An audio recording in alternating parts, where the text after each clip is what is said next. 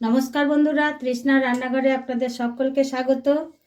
এই দেখুন কেমন পিঠে তাহলে বানিয়ে ফেললাম চটজলদি। আপনারাও এই ভিডিওটি স্কিপ না করে প্রথম থেকে শেষ পর্যন্ত দেখবেন। বেল আইকনটি টিপে অবশ্যই সাবস্ক্রাইব করে দেবেন, লাইক করবেন, শেয়ার করবেন, এটুকুই আমার অনুরোধ রইল আপনাদের কাছে। বন্ধুরা, শীতে তো অনেকেই অনেক ধরনের পিঠে খেয়েছেন, কিন্তু শুধু চাল গুঁড়ো দিয়ে আর শীতের সব রকম সবজি দিয়ে ভাজা পুলি আজকে আমি আপনাদের বানিয়ে দেখাবো।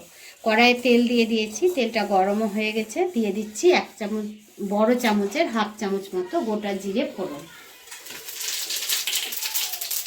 এই দেখুন, এখানে সব সবজিগুলো আমি কেটে রেখেছি, কেটে ধুয়ে পরিষ্কার করে রেখেছি। এগুলোকে এবারে দিয়ে দিচ্ছি।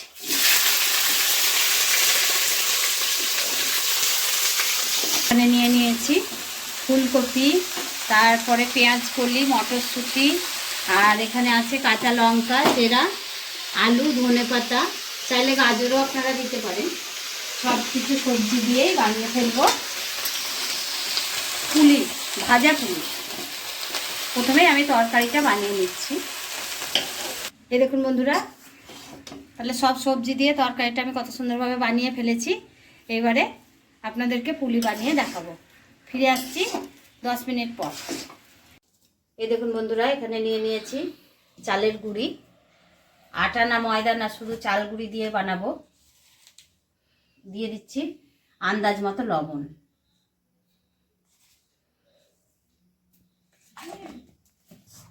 লবণটা বেশ ভালো করে আমি মিক্সড করে নিলাম। আর দিচ্ছি এখানে একদম ফুটন্ত গরম জল। গরম জলটা দিয়ে আমি অল্প অল্প করে ঢেলে একটা ডো বানিয়ে নেব। জল গরম তো খুব, হাত দিয়ে পারবো না, তাই চামচ দিয়ে মেখে নেব। এখন জল দিয়ে ঠিক এইভাবে ডো বানিয়ে নেবেন। তারপরে ডোটা আমার হয়ে গেছে। তারপরে এটা যেহেতু সবজি দিয়ে বানাবো আমি, তাই একটু বড় বড় সাইজের বানাতে হবে।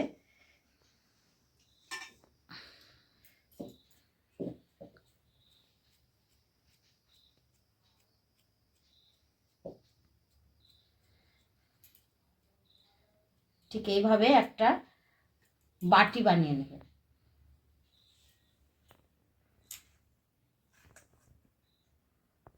তরকারিটা এর মধ্যে পুর দিয়ে দেব।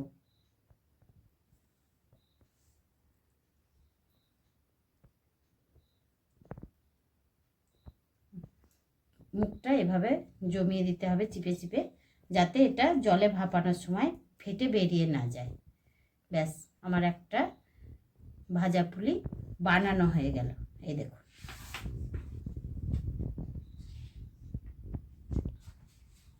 এইভাবে আমি সবগুলোই বানিয়ে নিয়ে আবারও ফিরে আসছি আপনাদের কাছে।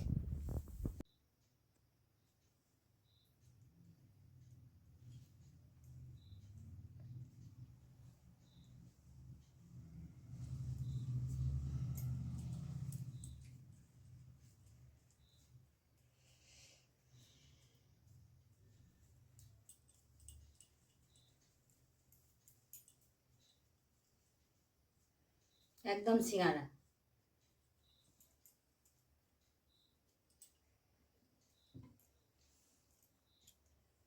এই দেখুন বন্ধুরা, এতগুলো আমি বানিয়ে ফেলেছি। এবারে একটা ফুটো ঝুড়ির সাহায্যে এটাকে আমি ভাপিয়ে ফেলবো। এটাতে ঠিকঠাক করে সাজিয়ে নিই, তারপরে দেখুন জলের মধ্যে দিয়ে সবগুলোকে ভাপিয়ে নেব।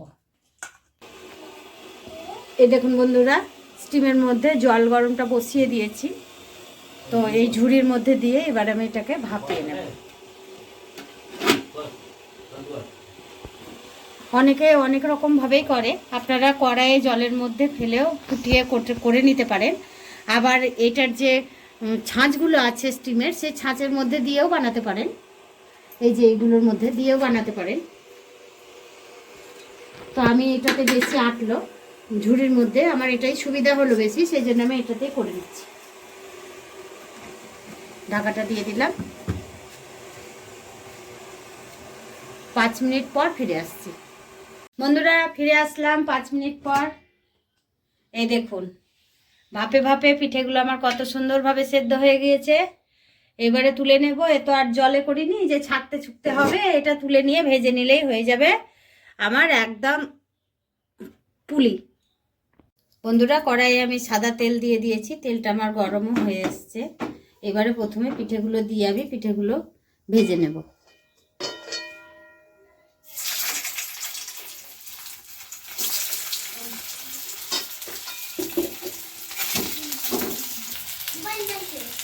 লবণ তো আমি আগেই দিয়েছি, তাও একটু আন্দাজ করে লবণ দিয়ে দিচ্ছি।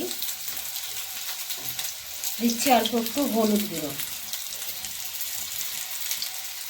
স্বাদের জন্য হাফ চামচ মতো চিনি এর উপরে আমি দিয়ে দিচ্ছি।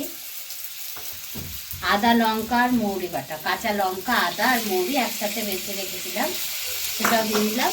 দিচ্ছি জিরে গুঁড়ো একটুখানি। এবারে এটাকে খুব ভালোভাবে একটু ভেজে নেব। এই দেখুন বন্ধুরা, পিঠেটা আমার খুব ভালোভাবে ভাজা হয়ে গেছে। এবারে আমি নামিয়ে ফেলবো। এইভাবে ঠিক সব পিঠেগুলোই ভেজে নেব।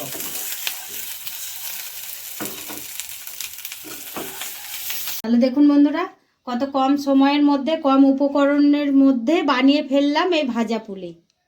এই দেখুন কত সুন্দর হয়েছে না দেখতে, দেখতেও যেমনি সুন্দর, খেতেও কিন্তু দারুণ টেস্টি। এটা কোনো কিছু দিয়ে খেতে লাগবে না, এমনি এমনি প্লেট ফাঁকা।